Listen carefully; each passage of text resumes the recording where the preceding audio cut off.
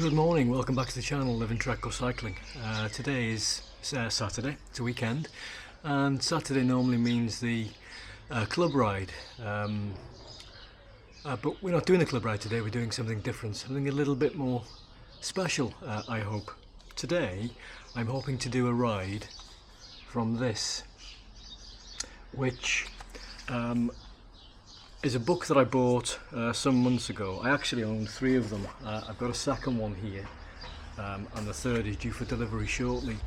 Now these are books by the cycling author Jack Thurston, and it's a series of books that he's done up and down the country, entitled Lost Lanes.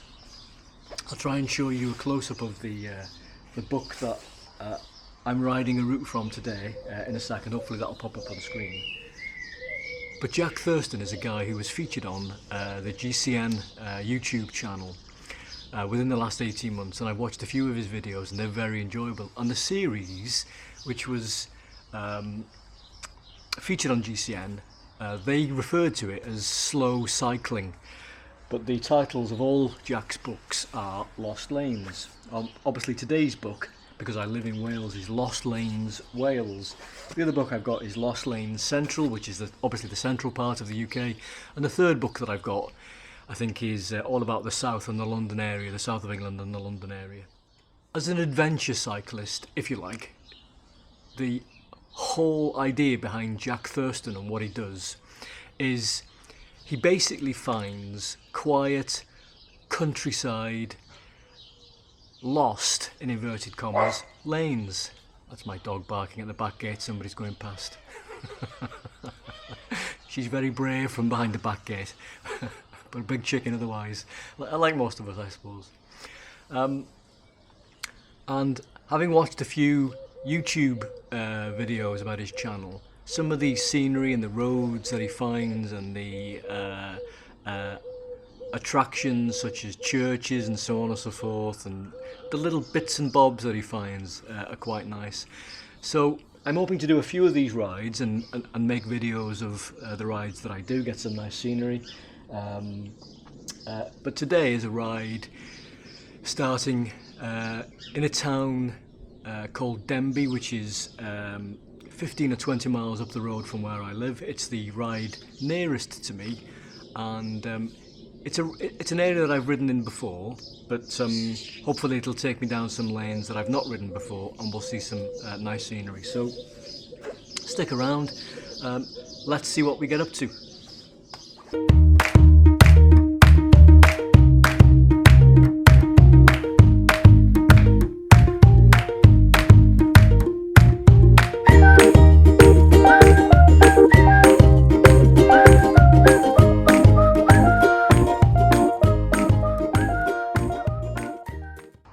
So, just arrived at the start of the ride, or the area where I'm parking the car. We've got a short ride to the start of the course. We're riding the tank today because some of the roads can be a little bit gravelly, I hear. So let's stop messing around. Time to vamos. Vamos, Tony, vamos! It's 20 to 10 in the morning, and this is the very start of my ride this morning. This might not be on the route proper. We're still navigating towards the start of the route, but for me this is where the ride begins, and it begins by this lovely church on my right, which I'm going to get some footage of. This is St Mary's Church in Lenton Pool in Denbigh.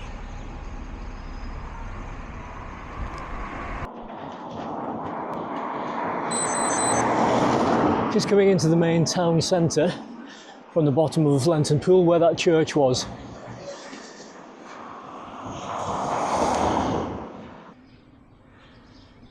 What a peculiar but spectacular property along this small road that I'm cycling up, still in Denbigh. Look at that. Isn't that something? Ahead of me is Denbigh Castle, Let's see if we can get some nice footage with the drone. Take off.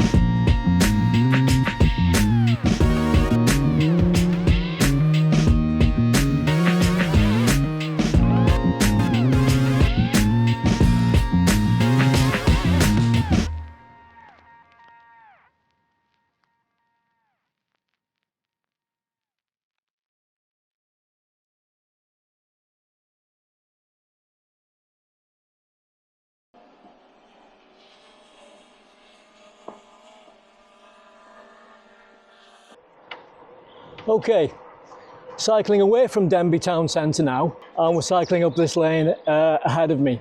I think we're actually headed now towards the next village, Nantglyn or Nantglyn. This is quite a nice, quiet, tree-lined or tree-covered, plenty of foliage road. The second I turn the camera on to do some commentary, either a car or a bloody motorbike passes. Typical. At least he's not doing 90 miles an hour. Anyway, the junction ahead, we're turning right towards Nantglyn, as you can see from the signs there. I don't think I've ever taken this path before. 3 miles away. Anyway, I wanted to mention a little bit more about these books that I bought, which features the ride that I'm doing today. I first learned of these books and the author, Jack Thurston, a few years ago, or a couple of years ago.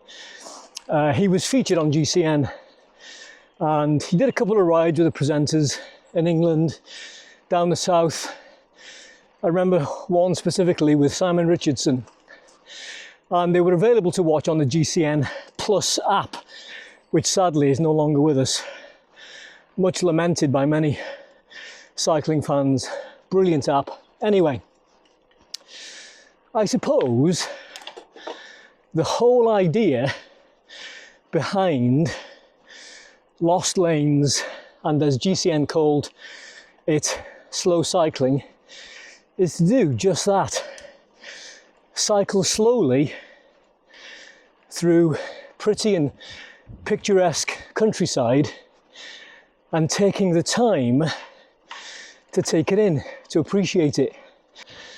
And when you think about it, cycling shouldn't always be about FTP and watts and threshold and heart rate and speed. You know, those things are important and they're good. Things to think about if you want to get on and, you know, get stronger and faster as a cyclist. But they're not the be all and end all. Sometimes it's important and nice just to get out into areas where you've perhaps not ridden before and see a bit of the countryside and appreciate it.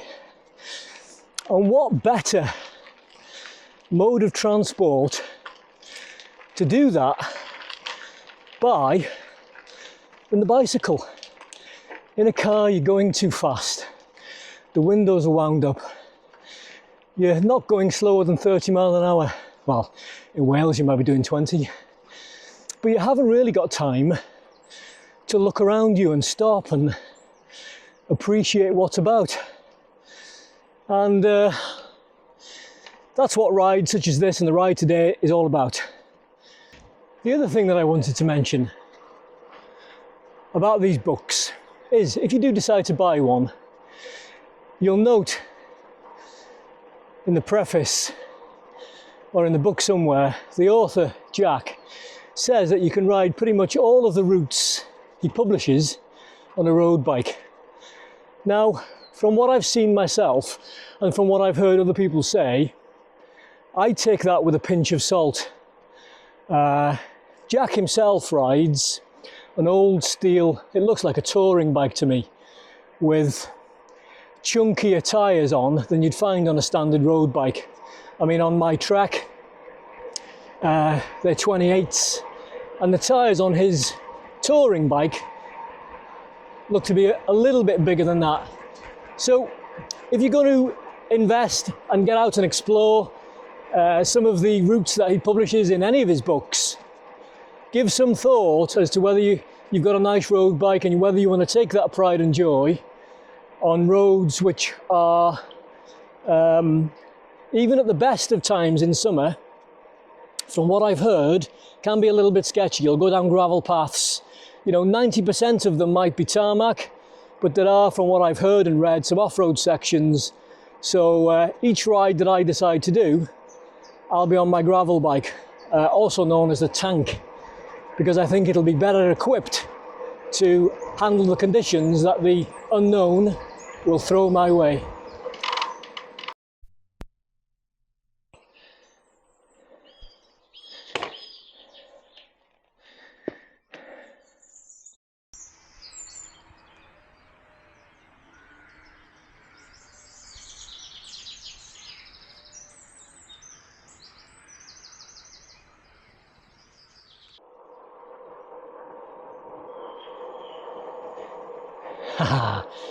There, as you can see on the road there, on the right hand side, running away from me cat.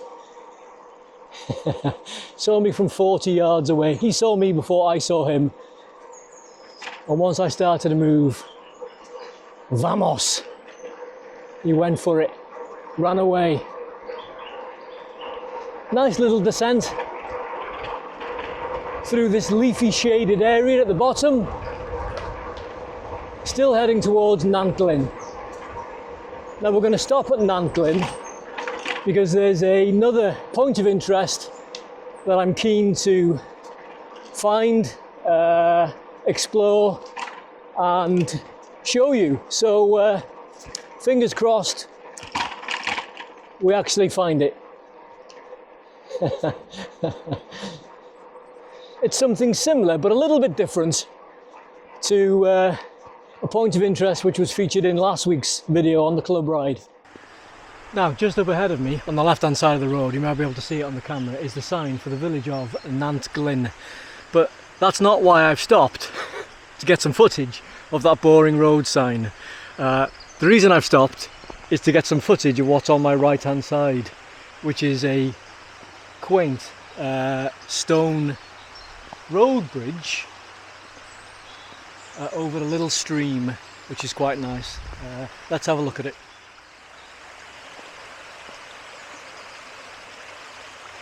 I wonder how old that is. That's the stone bridge, a simple stone arched bridge, and we'll get a little bit closer and we'll have a look at the stream underneath.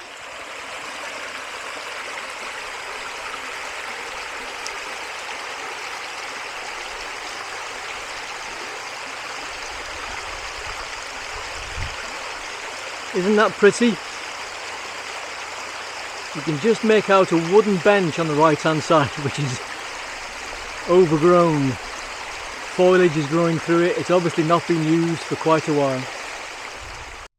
To a very nice lady at the side of the road who's obviously a resident of the village here, and asked for directions for the church that I'm looking for. From where she was, 100 metres ahead of her, over the bridge, which you can see the sign for on the left, and it's on the right hand side. So let's get there and I'll tell you what little I know about it. And this is it. Okay, let's have a looky-see. I've just sat on a small bridge outside the church. What's behind me is St James's Church, and the reason I wanted to stop here is because it's got another famous tree in its grounds. In a second we'll go in and we'll take a look. I made some notes from the passage that was contained within the book on this ride. That's one of the nice things the author of these books does, is for each route, as purchasers or buyers of his book will find interesting if they're going to do that ride, he includes in that particular chapter various things, points of interest. So we're just waiting for a car to go past, it's gone now. Various points of interest, things the slow cyclist might appreciate seeing and visiting.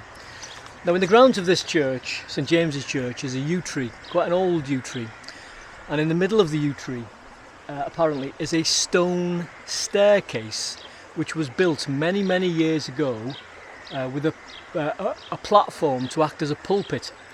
And it's actually believed that the co-founder of the Methodist Church, a gentleman by the name of John Wesley, I think if my notes are correct, actually preached from here.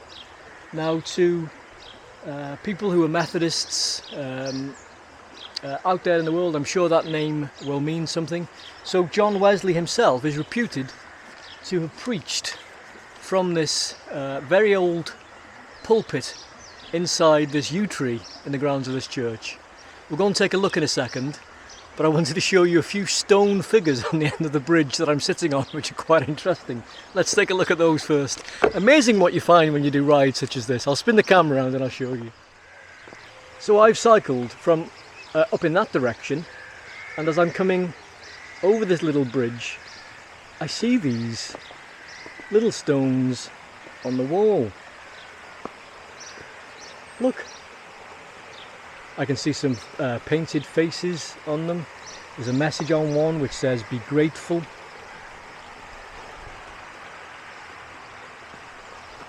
They've obviously been deliberately placed here by somebody. There's the message, "Be grateful," on there. And on this one, it looks like somebody's drawn or coloured in what looks to be perhaps a stained glass window in a church. I wondered if that's a window in the church behind me. And there's a couple more rocks or big stones on the end of this side of the bridge, one with an eye painted. But the church and the grounds are just ahead of me there. Let's go and take a look. Even though it's only a quiet village, don't really want to leave the bike against the wall outside here, so we'll take it inside with us.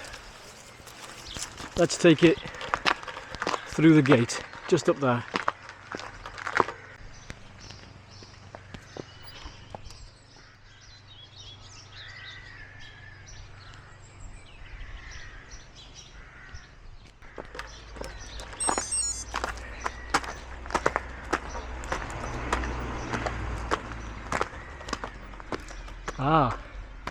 Now I wonder if this big tree trunk on my left is the one. That's certainly wide enough to build something inside. Let's go and have a look. Now the answer to that question is yes. As you enter the gate that I've just come through, you come up this small stone path on the left hand side of the church. As you approach it, and we'll spin the camera around, and you'll see in shot here now the base of this, what I believe is a yew tree. And if we just walk round a couple of steps to the left, you'll see the stone staircase from the bottom going up.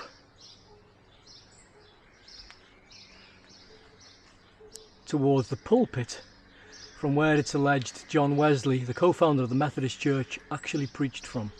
So the history here is pretty impressive, I'm sure you'll agree. Now, I may well regret this, but let's see if I can climb up there without killing myself. And we'll take a look at the view from the pulpit end. Not easily done in cycling shoes, let me tell you.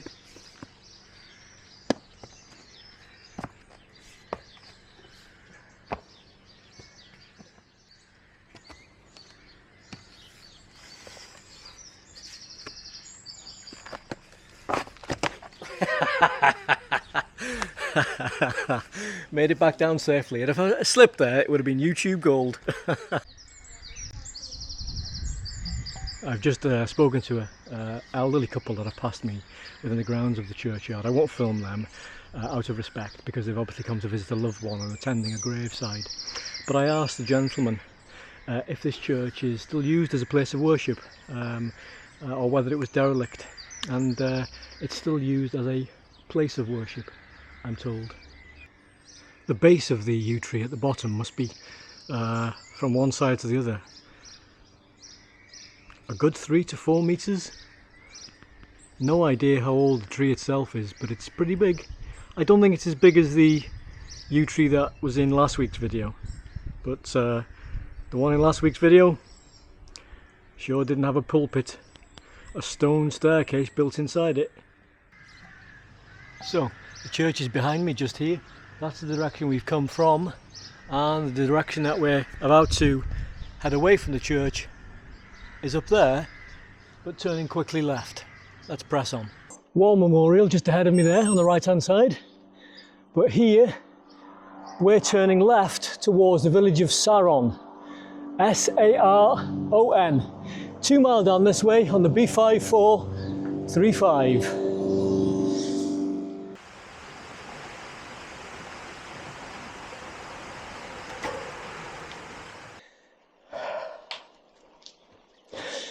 Good job it's called slow cycling, because on this 13%er I can't go anything but slow. Cerrig-y-Drudion, 10 miles right, Denbigh 4 mile left, Nantglyn a mile behind us, and Saron 3/4 of a mile ahead.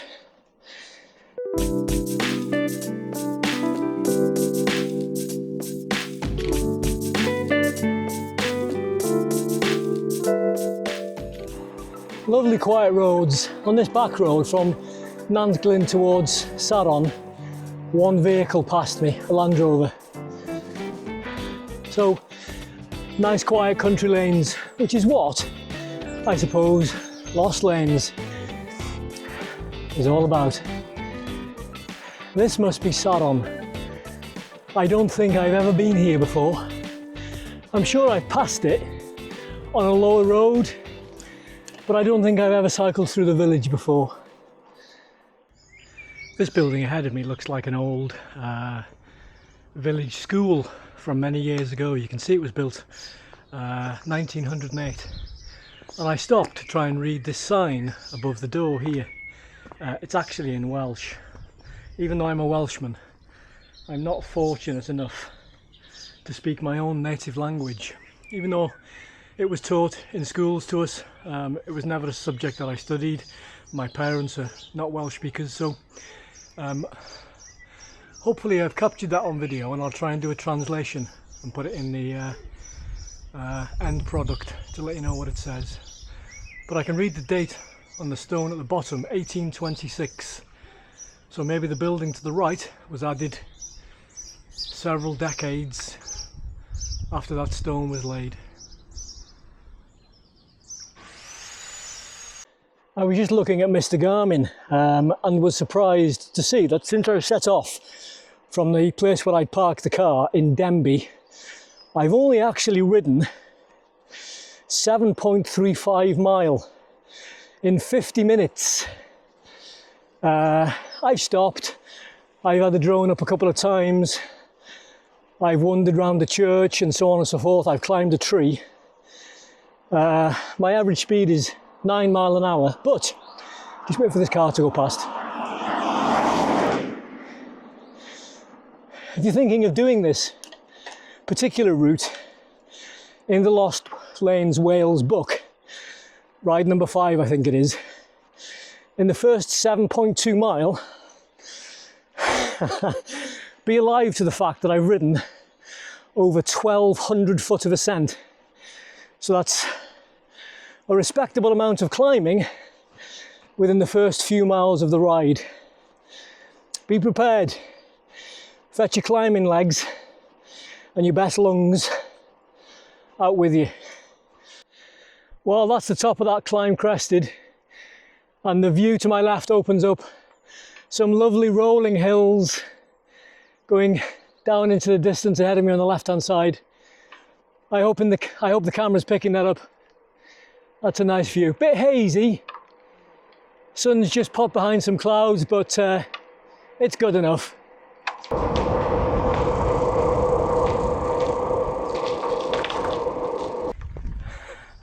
Somebody's come to say hello, but of course, as I inch forward, they get spooked and turn around and run away.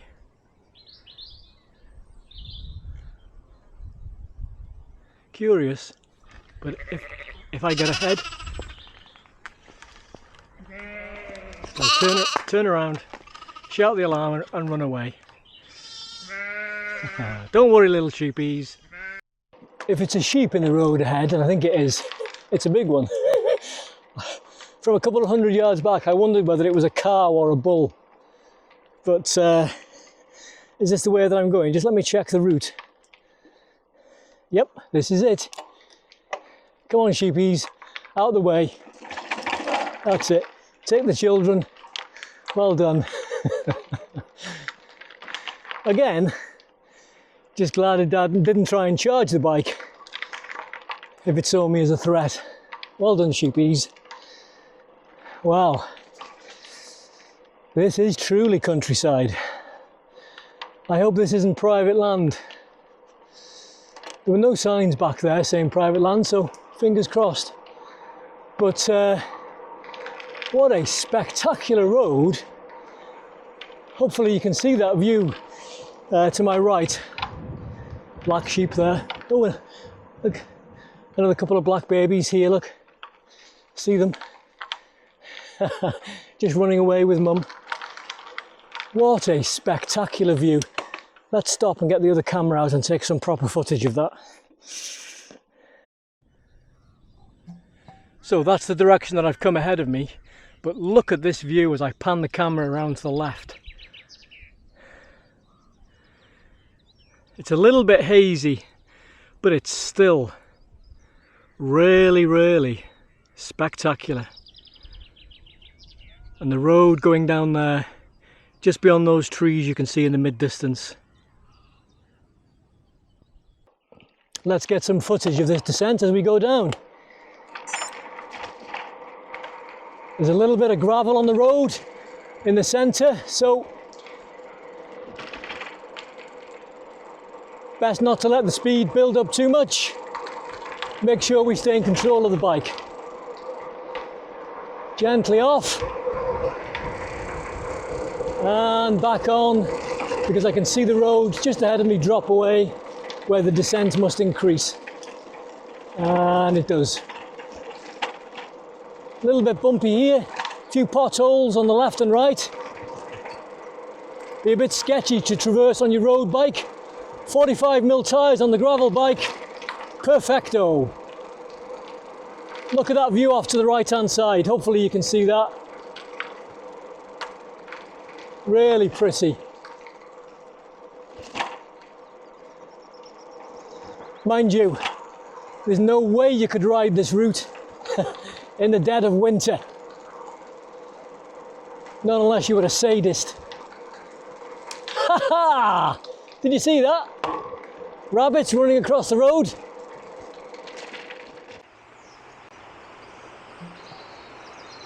That's the road I've just come down there, and I've just stopped here somewhere on the descent to capture this view which opens up on the right hand side. You can see a churchyard and some gravestones in the distance, a couple of horses including a small white one in the field. There's obviously a stream down below, you might be able to hear that.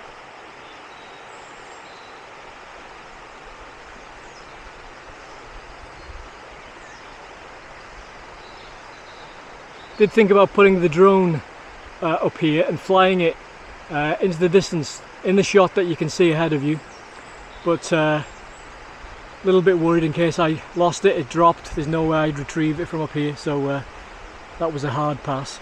Pretty view though. So at the bottom of that descent, this must be Cyfwlliog, and you can see from the sign ahead, Rhythin left 4 mile, or Hiraddog, I think that's pronounced, 2.5 to my right. The navigation screen on Mr. Garmin is telling me to take a left, so we're obviously going towards Rhythin.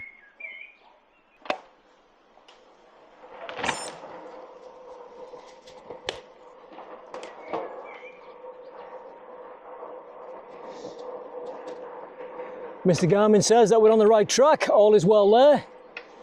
And so far, I've got to say that I've really quite enjoyed this ride so far. It's warm, it's in the mid-20s, although there's a little bit of cloud in the sky. The sun frequently peeks its face out and shines down upon us. So the weather's pretty good today. It's even better for the next few days. I did think about doing this ride tomorrow, but I've got other plans tomorrow. And importantly, or most importantly, this route has taken me on lanes and roads that I've never ridden on before. Even though I live in this area, well, not in this exact area, you know, 15 mile away. I've cycled in this region before, but of course, there's plenty of roads and lanes on your doorstep that you can live there for years and years and you miss them, you never experience them. So that's a big benefit of doing something a little bit different, such as this ride today. It's taking me places I've not been before. Getting to experience a little part of the world previously unseen. And that's what life's all about, isn't it? It's a collection of experiences. Hopefully, during our journey through life, we'll have more positive experiences than negative ones. And today is a positive one. And I'm grateful for it.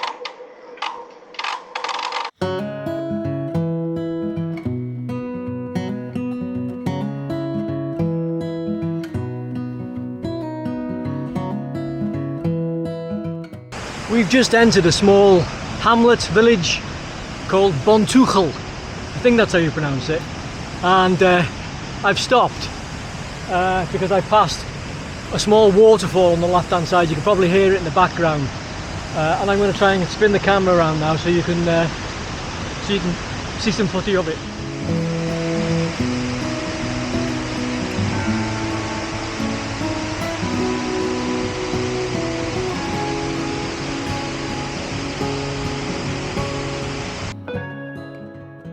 He's hunting, look. Ah, he's seen me.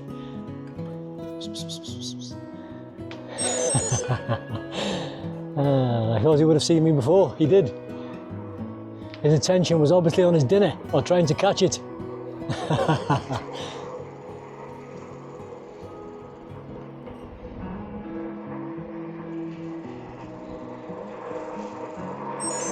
Oh, 20%.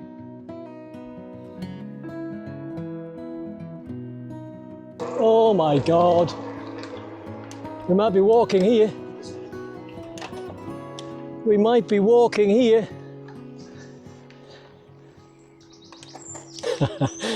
the previous clip where I'm bemoaning going up that hill at 20%, in the book, the author, Jack Thurston, makes mention of, at some stage on the route, having a choice to go one way or the other. And this is where Lady Baggot's Drive comes into the equation.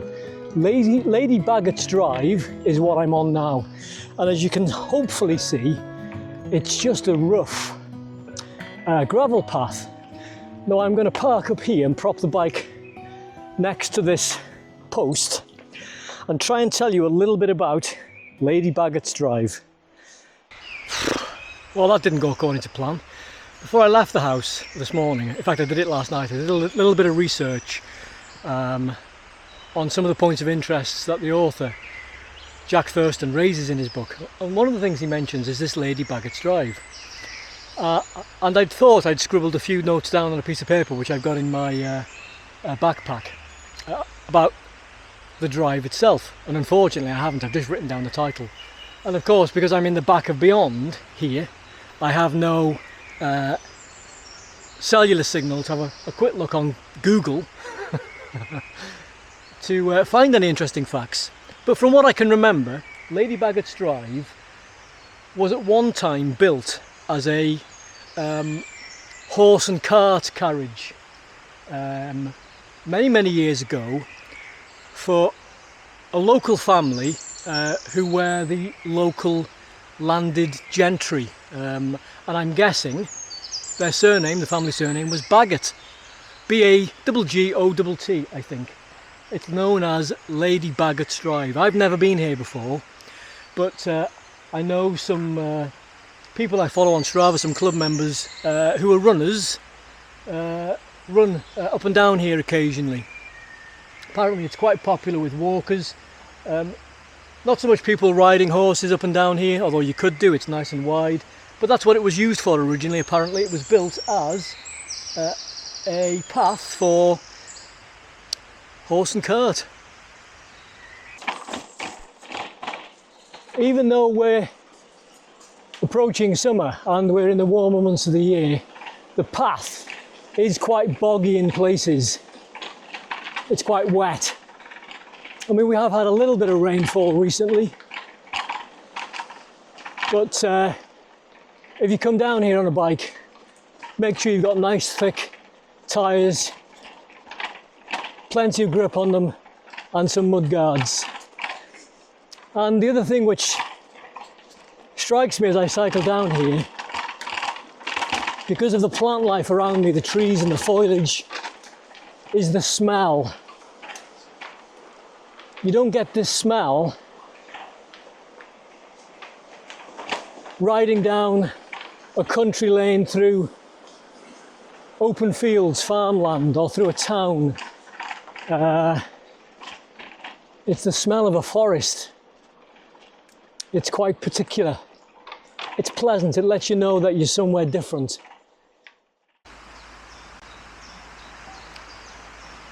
A few stone steps off to the right hand side here, going down, and a wooden bridge spanning the stream. So let's go down and take a look what's down below.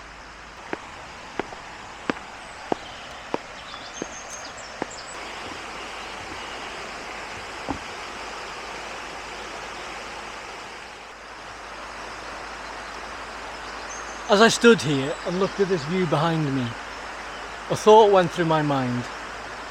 How cool it would be to get a drone shot, to launch the drone from here, fly it up off the bridge, and 50 yards up there, up the river, as the river flows back down this way.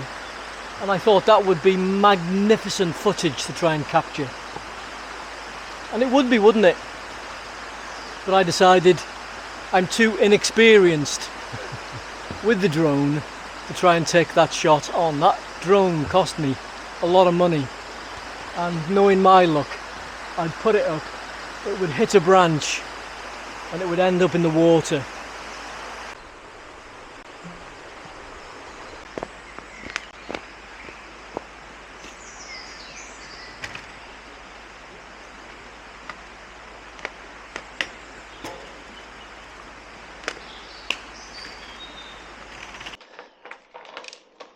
I'm guessing we're coming to the end of the path now, because there's a little bit of civilization. Hello.